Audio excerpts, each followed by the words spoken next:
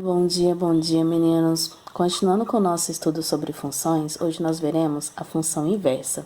E junto a ela, nós vamos trabalhar com algumas definições relacionadas à função que são extremamente importantes. E com importantes, eu quero dizer para você que isso cai em prova. Nós temos questões do ano passado, na prova do Enem de 2019, em que caíram as definições que eu vou te falar agora. E é claro que a gente vai fazer esse tipo de questão na aula da semana que vem.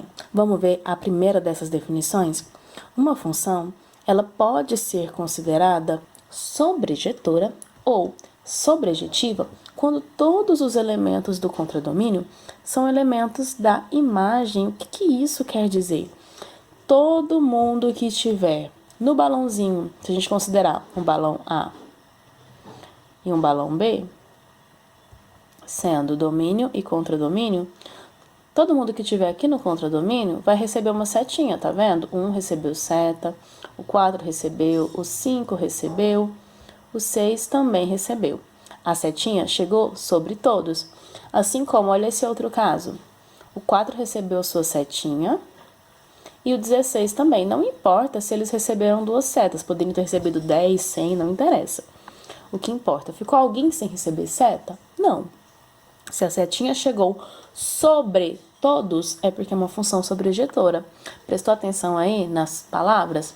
Ó, grava esse macete. A setinha chegou sobre, de sobrejetora, sobre todos. Tá vendo que tem um to de todos aqui também?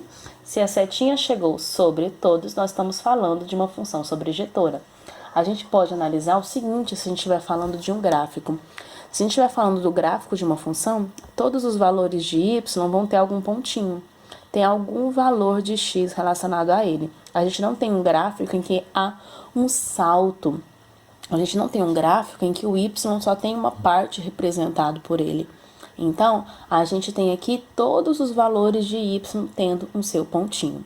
Certinho? Vamos ver a definição do seu livro?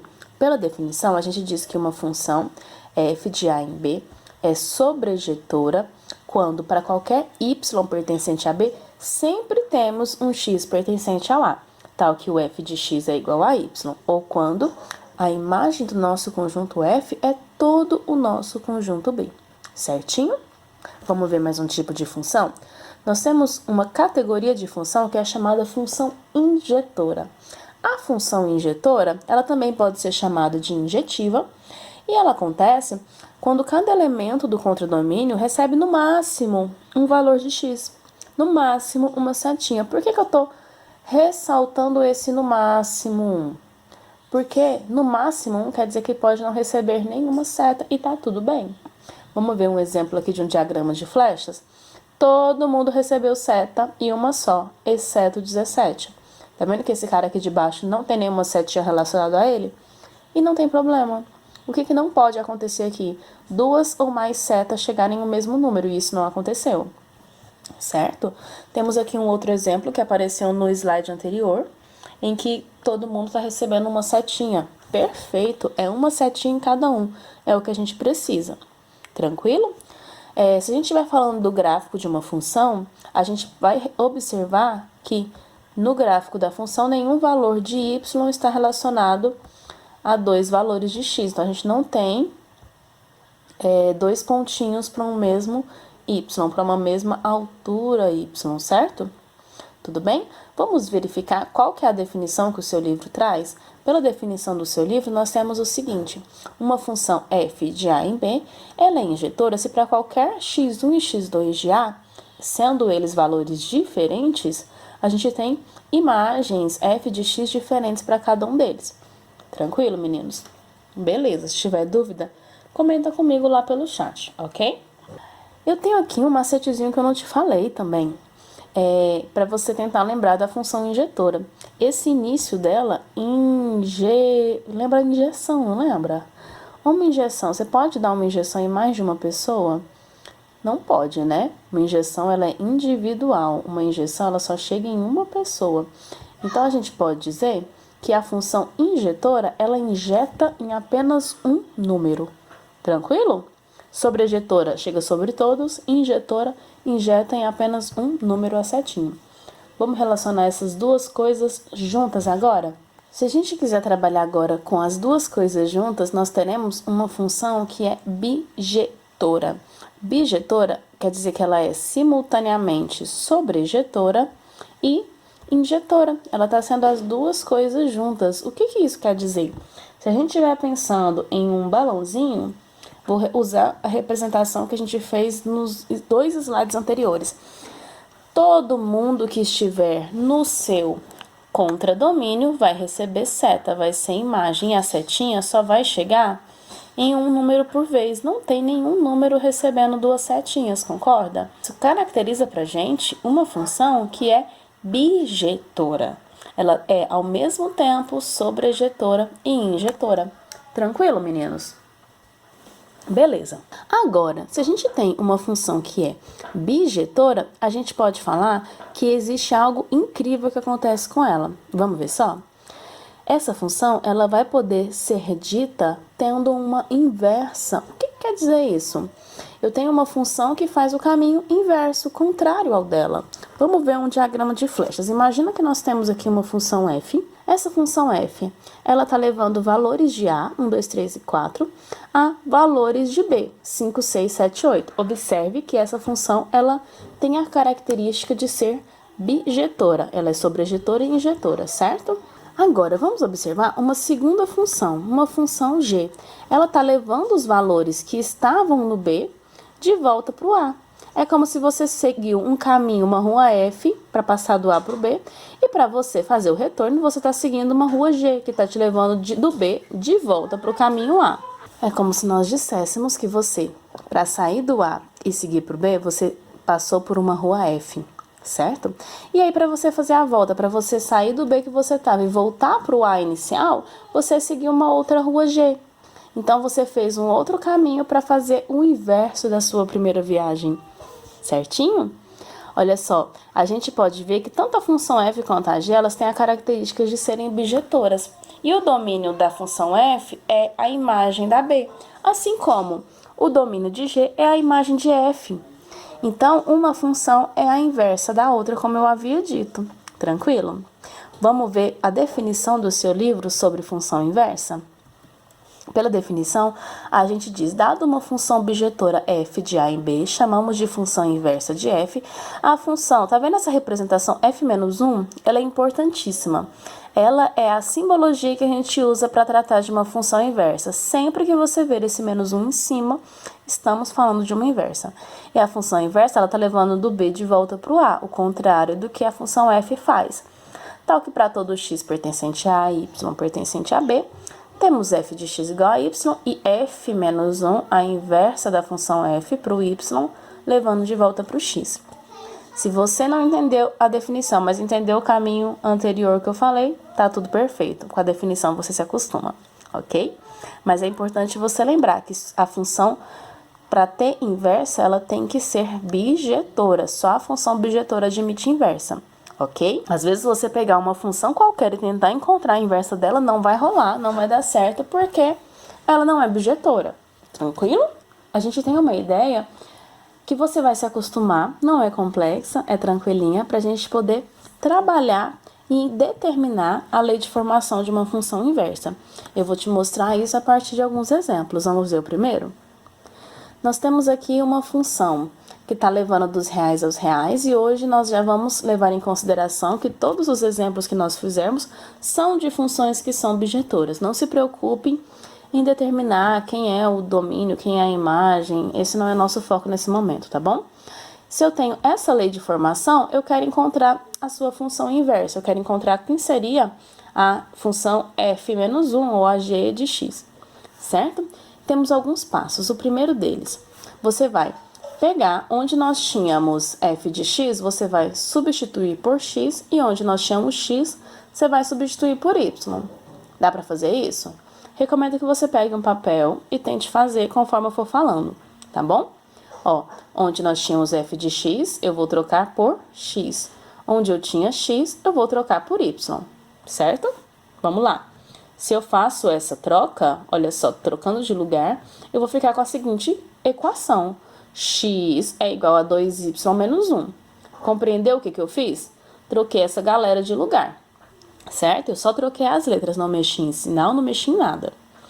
Agora que você já fez isso, você pode ir para o segundo passo, que é isolar o y. Bom, isolar o y nada mais é do que brincar de fazer equação, né?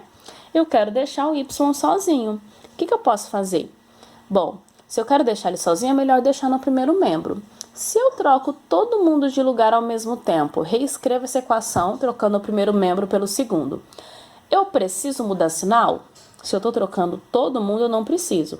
A minha equação fica assim, 2y menos 1 igual a x. Eu simplesmente troquei eles de lugar. Agora eu quero isolar o y, né?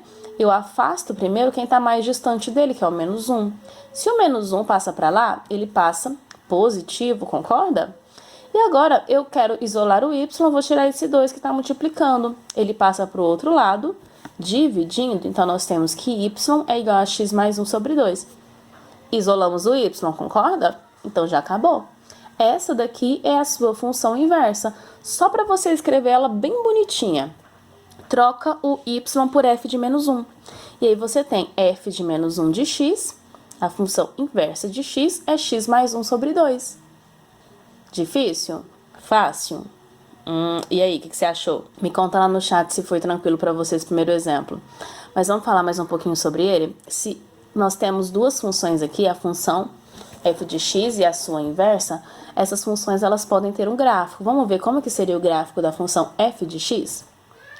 Olha só, a função f de x eu vou representar aqui no gráfico como sendo uma reta que está em verde, ok? Temos aqui uma retinha verde, tranquilo? E eu tenho a função inversa que eu estou representando aqui de azul. Eu vou colocar o gráfico dela aqui junto no mesmo plano cartesiano, beleza? Tá percebendo que existe uma simetria entre essas duas retas? Eu vou tentar fazer uma reta que passe aqui no meio para te demonstrar a simetria. Como eu tô fazendo isso aqui à mão, pode ser que ela não fique perfeita, tá, gente? Me perdoa.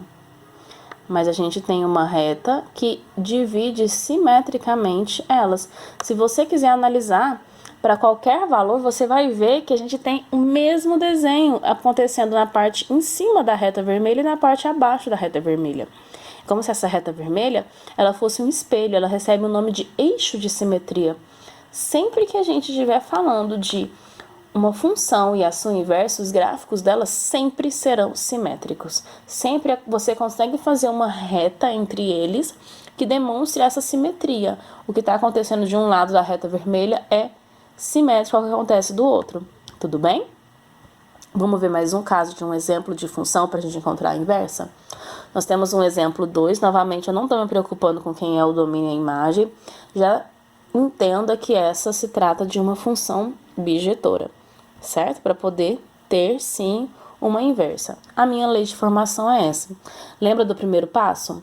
O primeiro passo é trocar o f de x por x e o x por y, certo? Essa é a nossa função. Eu vou fazer essa troca. Onde eu tinha f de x, agora eu tenho apenas o x. E onde eu tinha x, agora eu tenho o y. Então, fazendo a substituição dessas letrinhas, a gente fica com isso daqui. E a minha ideia, lembra do segundo passo? É isolar o y. Então, é isso que a gente vai fazer. Primeira coisa, esse cara que está aparecendo aqui embaixo, ele está dividindo, ele pode passar para o outro lado da equação, não pode? Se ele vai para o primeiro membro da equação, ele está dividindo, ele vai passar multiplicando. E aí, a gente vai ter uma distributiva para ser feita. Pensa aqui comigo, esse x tem que multiplicar por todo mundo. Se eu faço x multiplicado por 3y, eu tenho 3yx. Se eu faço x multiplicado por menos 5, eu tenho menos 5x, concorda? Que é igual a 2y mais 3. Lembra que a gente queria isolar o y? Então, esse menos 5x, ele pode sair daqui. Ele vai passar para o outro lado trocando o sinal, indo com mais. E esse 2y pode sair daqui também. Ele vai voltar para o primeiro membro, também trocando o sinal. Ele está positivo, ele volta negativo, certo? A gente fica com isso daqui. 3yx menos 2y, que é igual a 5x mais 3. Lembra que a gente quer isolar o y? Então, vamos colocar o y em evidência aqui? Se eu deixo meu y em evidência, eu posso escrever que ele está multiplicando por 3x. Faz a distributiva, ó. Y vezes 3x, volta ao que a gente tinha. 3yx, não é? Y vezes menos 2, volta para o que a gente tinha, menos 2y. Eu apenas reescrevi o que eu tinha aqui, deixando o nosso y destacado, porque a nossa intenção não é isolar ele. Só fiz essa mudança, certo? E se a gente quer pegar e deixar o y sozinho, esse parênteses vai sair daqui. Esse parênteses está multiplicando com y. Ele passa para o outro lado dividindo, certinho? Olha só, essa daqui é uma função em que a gente já não consegue fazer mais nada. Isso quer dizer que ela já é a nossa inversa. Basta a gente trocar o y por f de menos 1. Se eu troco o y por f elevado a menos 1, eu tenho que a função inversa de x é 5x mais 3 sobre 3x menos 2. Tranquilo? Deixa eu te fazer uma pergunta. Como você acha que é o gráfico dessas duas funções? Será que é uma reta? E aí? Esse é um gráfico bem diferente que provavelmente você nunca viu. Vamos ver primeiro como é que seria o gráfico da função f de x? Vou fazer ele em verde também. Observe.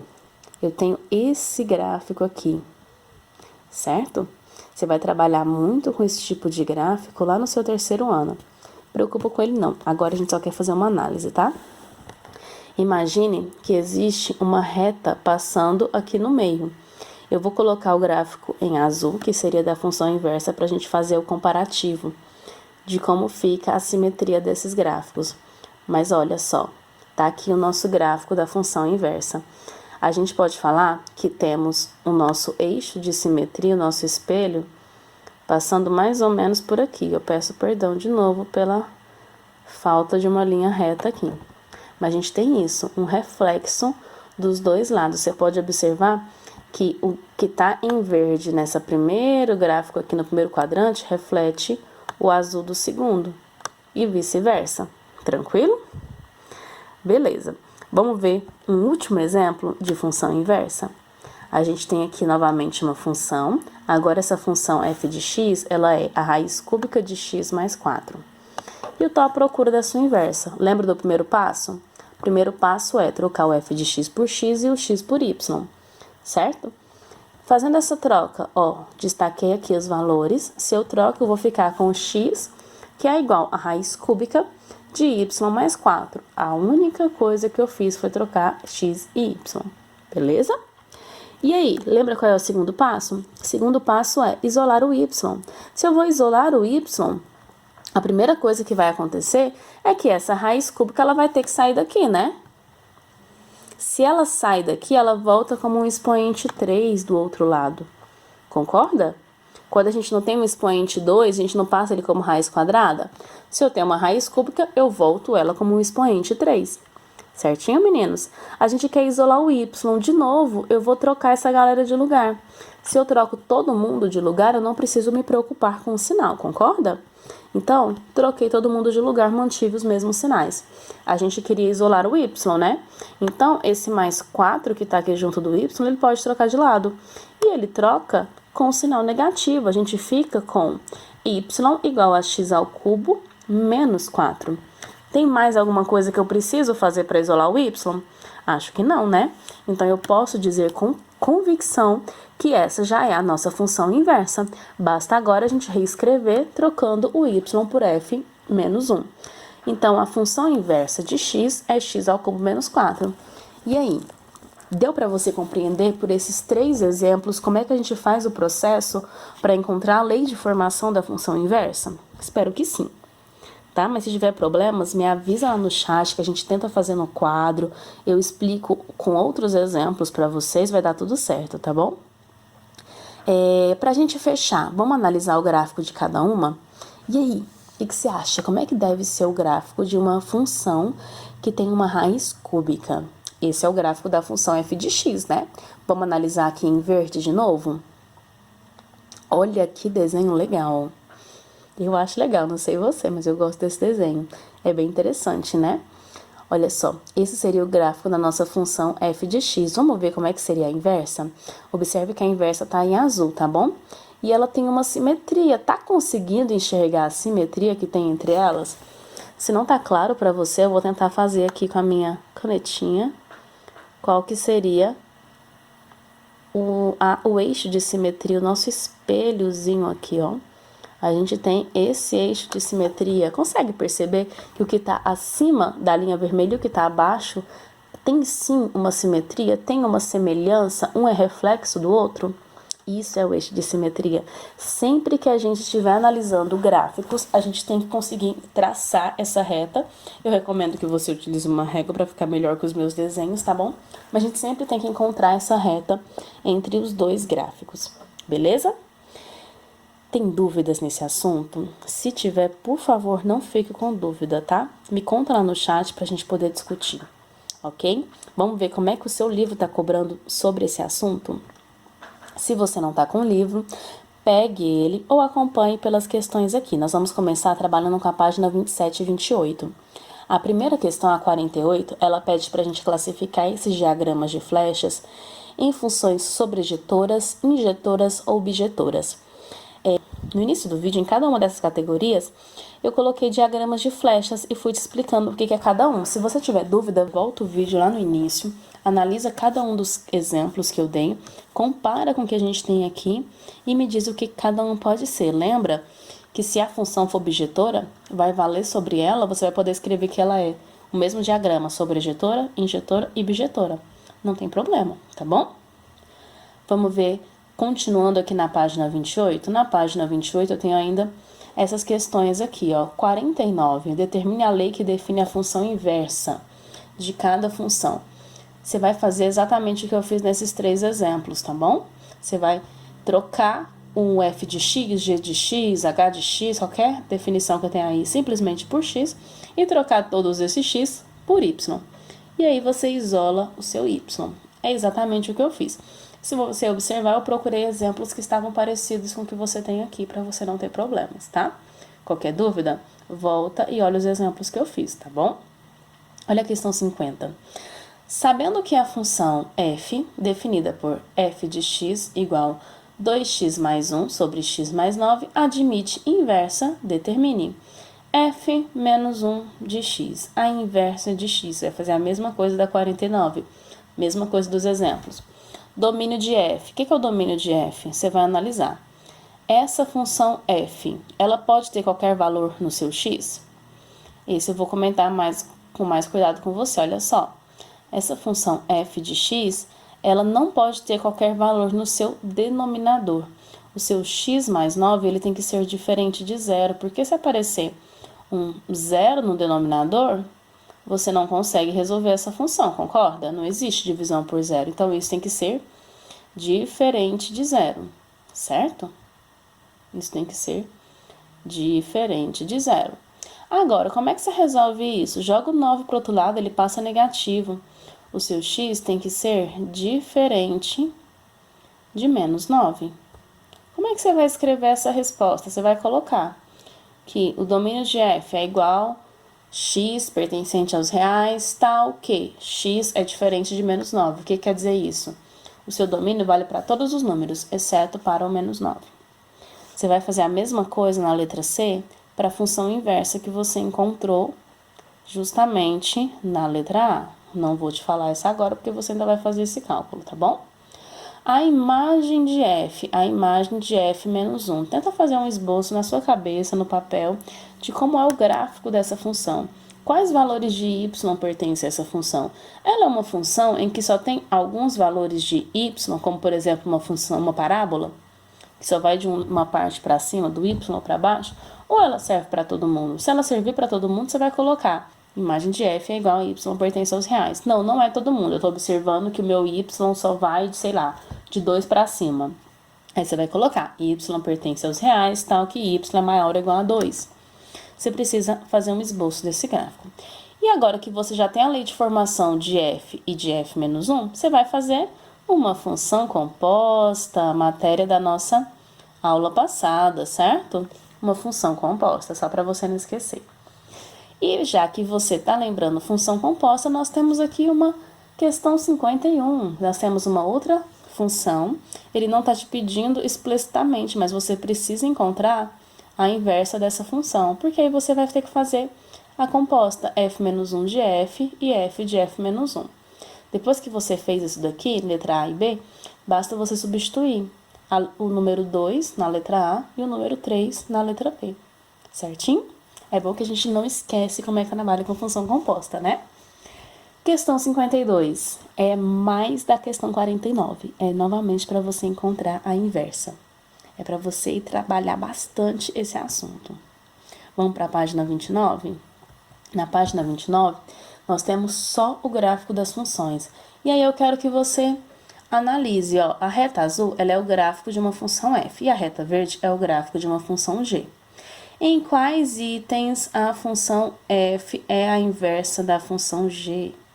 E aí, o que você acha? Pensa aí. Pensa, escreve ou me conta, tá bom? Não vou comentar isso daqui com vocês, não. Eu comentei 3 exemplos de gráfico de funções com as suas inversas.